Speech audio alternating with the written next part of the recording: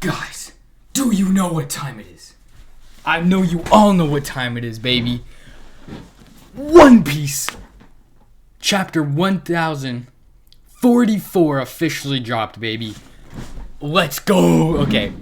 What's up, guys? Welcome back to another video on the Slightly channel. Today, as you can tell by the title and thumbnail, I'm going to be talking about One Piece chapter 1044. Now, these spoilers had got me so hyped up. The chapter has officially dropped, and I've read it a couple times so I can kind of understand what's going on. We're going to get into it. All right, so here we are at the cover page, of course. It's called Warrior of Liberation. And this cover page is actually kind of cool. I like it because we get to see some of the Germa brothers of Sanji. They're getting like vivisected and dissected by the Big Mom pirate crew. This is just like kind of creepy to look at. But the chapter opens up right where it left off with this, where there's like a giant badump, like a boodoo, boodoo, boodoo, like a heartbeat. It's Luffy's heartbeat. And Luffy's like, what's happening? How can I still stand? I just lost, but I feel like I'm having a blast. And there's like raging conqueror's hockey coming off of him with like this music coming off of him, basically, of his pulse. That's at least how I interpreted it, but basically there's like music and he's laughing. Zunisha told Momonosuke in the last chapter, Luffy is Joy Boy. That's interesting. That is very interesting indeed, considering how little we know about Joy Boy, but the little tiny bits we do know. I'm very curious to get more around this. Now, everyone is acknowledging, they can feel that it's Luffy, and they all can hear his laugh. Everyone's very shocked at what's going on right now. And then we get the shot of the Gorosei. Now, this is a colored version that I wanted to show for this because it's such an impactful moment. Of course, we see the Gorosei talking. This is a very interesting conversation that's going down. One of the biggest to the story yet. One of them, I don't know the Gorosei's names. I just think of them as 5. I just refer to them all as the Gorosei. I couldn't list you a single one of their names. The old guy says with the sword, he says, no matter what era the world, the government has always failed to acquire the Gomu Gomu no Mi, even after 800 years of trying. So since the Void Century, they have been trying, and they have not been able to get the Gomu Gomu no Mi. Now, towards the end of the video, I'm going to talk about this a little more because there's something bigger that I need to talk about that I'm sure Oda will explain, but we'll get to it at the end of the video. For now, I'm just going to go over and review the chapter itself. And then another one says, it's almost as if the fruit itself has been evading us, in which another one agrees, all zone fruits have a will of their own, and this one carries the name of a god. And now this is interesting because it actually does line up with like zone fruits having like a will or like a consciousness, because think about how there is objects that have obtained zone fruits. How does that happen? Like, how does an object eat a fruit and gain it? Well, clearly they have some sort of will. The fruits are alive to a certain extent. So an example of this is Mr. 4, I think his name is, all the way back in Alabasta. He had the cannon with the dog fruit modeled Dachshund, and that was, ages ago, and I've been wondering about that ever since. And then there was also Spondum, who had the elephant sword. It's very interesting, and they're finally kind of revealing that zones have their own will, and it actually makes sense. And then another one says, after all, the Gomu Gomu no Mi is really a mythical zone called the Hito Hito no Mi model Nika, or human fruit model Nika. And Nika is the Warrior of Liberation, which cuts back to the title, of course. This is a cool shot of Luffy here jumping out with the moon in the background, and you just see him laughing. And it clearly resembles the silhouette of Nika. That's the whole purpose behind this shot. And this context about the power is very interesting. So its user gains the properties of rubber in combat. We know this. They're supposedly only limited by their imagination. And that is kind of makes sense considering everything Luffy has been able to do, because he's such an imaginative and creative person. He was able to create Gear Fourth, which rubber is not capable of that, but his imagination is. So the rubber shapes to his will is basically how I'm interpreting this. Putting smiles on faces far and wide, they are the embodiment of the Warrior of Liberation. Sun God Nika. Awakening exponentially strengthens their rubbery body, and they have even more freedom. It is allegedly the most ridiculous power in the world. So this is interesting. This is very interesting indeed. So it's basically confirming that Luffy's fruit is essentially the strongest, and it's through the ability. Not only is it really strong, but it's through the fact that it's only limited by imagination. And the world government in the Tenryubito, they want to control everything in the world, and this is the embodiment of freedom and liberation. So it's basically the rival to the Gorosei and the world government and the Tenryubito. And I think that's really cool that Luffy has it. And I'm actually very happy with the fact that Luffy does have a different fruit. I'm completely fine with it. I know a lot of people don't like that change, but I'm completely fine with it. I think it's actually cool. Now, for a while, we cut away from, Luffy and the Gorosei and Kaido, and we get to see Hiyori and Orochi talking. And now I'm going to kind of skip over this a little bit just because I want to talk about the other stuff, but there's a few things I want to talk about. Orochi is just an absolute snake. Literally, he, look at his fruit. Saying, I really admired Odin. Like, think about what you're doing. It was all Kaido. He was using me, just lying through his teeth like a scumbag, because he is a scumbag. But basically, the thing I wanted to talk about here is she takes off her mask and reveals that she is Kozuki Hiyori. She is Hiyori, which he had thought died ages ago. And I just think it's really cool that she finally revealed this. And Orochi, I mean, look at his face, bro. He's just, man, nobody likes Orochi, bro. Nobody likes Orochi. But yeah, that's really all I wanted to talk about. So we cut back to the top of the skull, and the music starts playing again, and we see Luffy again just jumping. And he says, I feel like anything's possible now. I can keep fighting a bit longer. My heartbeat sounds funny. And then he says, this is my peak, Gear 5th. So this statement right here, this is my peak, clearly he's not getting stronger than Gear 5th. I mean, he's going to get stronger with Gear 5th, of course. That's not what I'm saying. I'm not saying like he can't get any stronger. But what I'm saying is there's not going to be a Gear 6th. There's not going to be anything else, because this is the awakening of his fruit. He has awakened armament, awakened observation, awakened conquerors, and now he has an awakened devil fruit. So he's not going to get any more abilities after this, in my opinion. I feel like this is going to be his last big ability that he gets, which is crazy to think about. It's really putting into perspective here. We're at the end of the series, basically. Like, after Wano, there's only going to be like 3 to 6 years of One Piece left. Like, I've been a fan for a long time now, but I can't even imagine how people that have been fans since the 1999 or 2000, how long they've been keeping up with the story for over 20 years. It's just crazy how far into this we are, and it's really crazy to think that it's had such a strong run. I mean, One Piece is a great anime manga. But anyway, there's crackling Conqueror's Haki coming off of him. You can see it like shooting down, and Kaido's like, what the hell is that? It's on the roof. And then Luffy just grabs Kaido and like rips him through the top. And then he like buffs up his arm, and he's laughing the whole time he's doing this, by the way.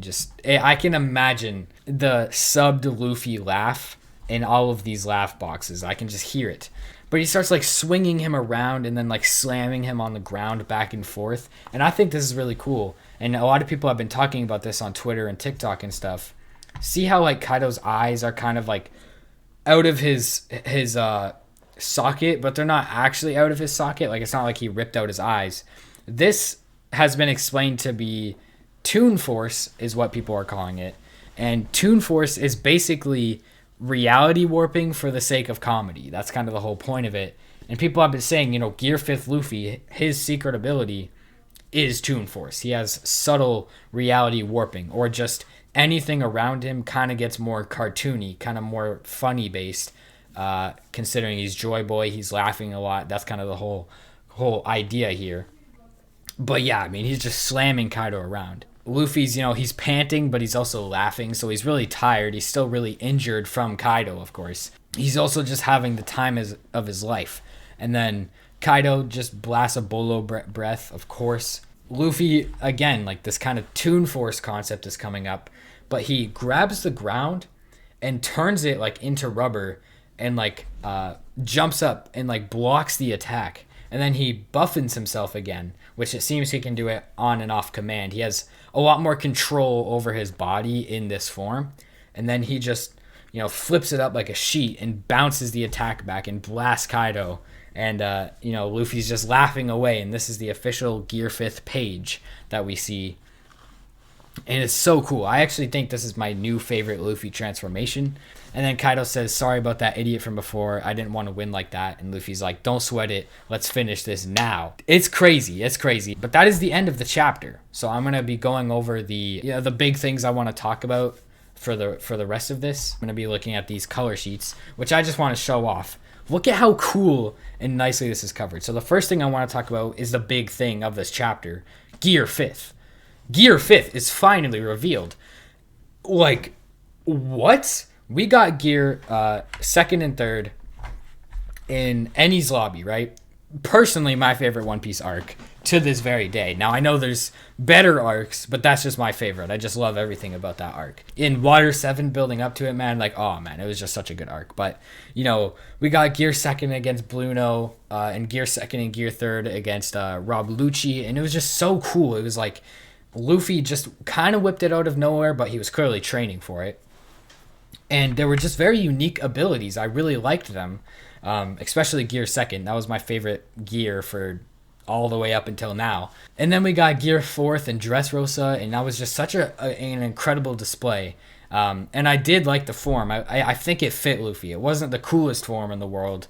I mean, you can tell just by looking at it. Personally, I don't think it's that cool. I also think it fit Luffy as a character. And then, of course, there was Tank Man against Cracker. And then we got Snake Man against Katakuri. And Snake Man was really badass. And, his gears have just been so cool and unique. And I've really liked all of them up until this point. And after the time skip, Gear 2nd and 3rd, they were second nature to him. You could just turn them on and off.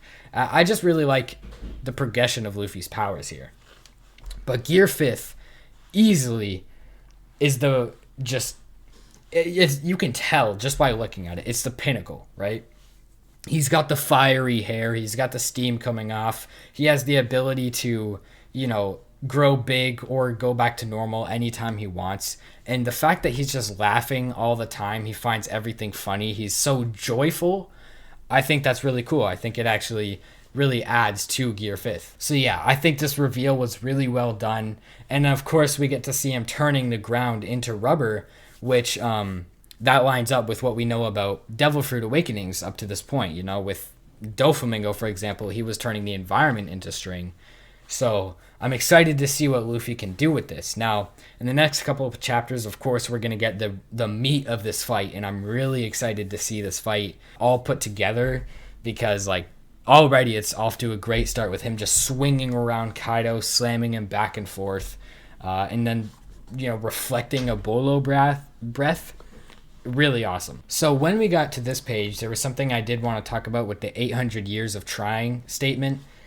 I think this needs to be further explained, and the only reason I'm saying that is because if they had really been trying their hardest to get the Gomu Gomu fruit and it being the most devastating or most powerful fruit, you would think as soon as they found out Luffy had the Gomu Gomu no Mi, because they had to have found out eventually, you know what I mean? I'm assuming they probably found out around the same time his first bounty was issued.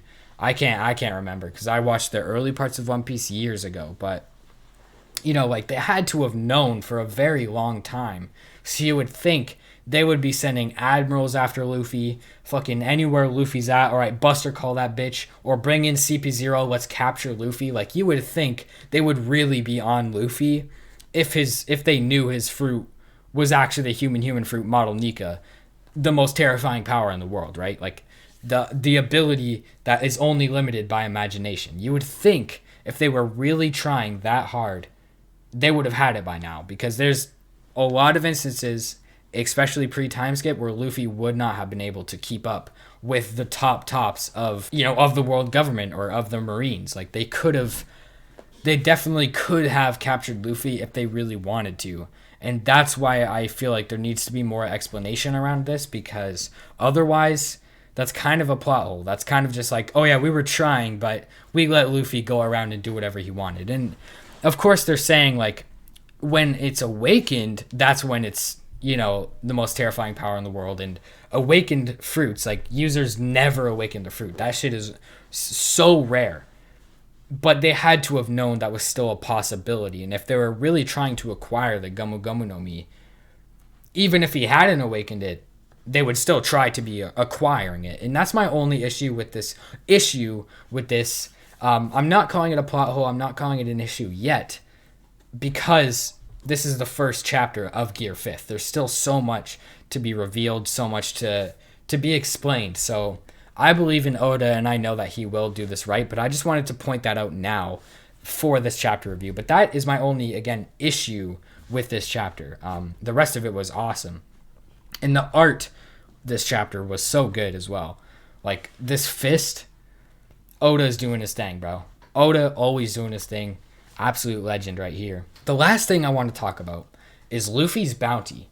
Now, how does this relate? It relates in a big way, because now that they know, or they're gonna find out his fruit is awakened, they're gonna find out Kaido and Big Mom were both defeated. Luffy's bounty after this, I'm guessing that his bounty after Wano is not going to raise until he's King of the Pirates. And I feel like Luffy's bounty is gonna shoot up all the way to, like, honestly, 5 billion. I feel like it's going to be 5 billion. The fact that Luffy is the runner-up for this, basically, he's the top dog. He's beating Kaido. He's going to beat Kaido. And, you know, Big Mom was defeated here as well. Luffy awakened the most dangerous fruit in the whole world. And Luffy is the son of Dragon. Don't forget that as well. I just feel like there's so much where Luffy... I feel like Luffy's definitely going to get a 5 billion berry bounty. And then by the end of the series, when he's King of the Pirates, I mean, he's probably going to have the highest bounty, higher than Roger for sure. I feel like that's the thing. He has to one-up Roger's bounty. But yeah, man, his bounty is going to shoot up after this, and so are all the Straw Hats, if we're being honest. Same as Law and Kid as well. Their bounties are going to skyrocket. But I'm just really excited to see where this goes, man. I really am. This chapter was really, really good. Yeah, that is it for this chapter review of One Piece chapter 1044. Awesome chapter, bro. Just all I need to show, Gear 5th. That's all I need to show, Gear 5th. Boom. I hope you guys enjoyed this video. I'm going to be reviewing One Piece chapters from now on, so you can expect those. And I also do a lot of other types of anime content on this channel. If you guys want to catch me on Twitch, twitch.tv/x_. Everything is in the link in the description below. That is it. Hope you guys enjoyed. Peace.